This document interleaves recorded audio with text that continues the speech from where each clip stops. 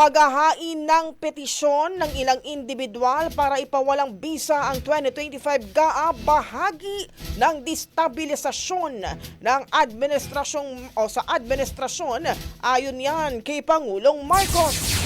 Brigada Maricar Sargan, ibrigada mo! Brigada Live Report! Tahasang sinabi ni Pangulong Ferdinand Marcos Jr. na posibleng maparalisa ang operasyon ng gobyerno sakaling hindi pumabor sa pamahalaan ang desisyon ng Korte Suprema ukol sa inihaing petisyon ng ilang individual upang ipawalang bisa ang 2025 General Appropriations Act. Sa ambush interview sa Pangulo sa Mactan, Cebu, sinabi nitong posibleng ito raw ang gustong mangyari ng mga humaharang sa budget upang maisulong ang kanilang destabilization efforts laban sa kanyang administrasyon. Nabatid na pinangunahan itong nakalipas na araw ni na Representative Isidro Ungab at Attorney Vic Rodriguez ang paghahain ng petisyon for certiorari and prohibition laban sa 2025 GAA. Kino-question nila ang pagkakaroon umano ng mga blank items sa BICAM report ng 2025 national budget.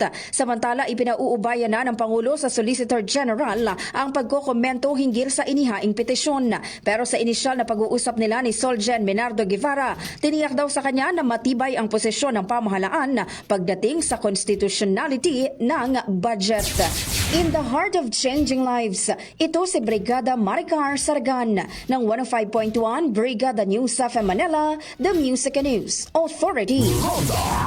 Brigada. Ang bahaging ito ay hatid sa atin ng PowerCell Soya Coffee. Masarap araw-arawin.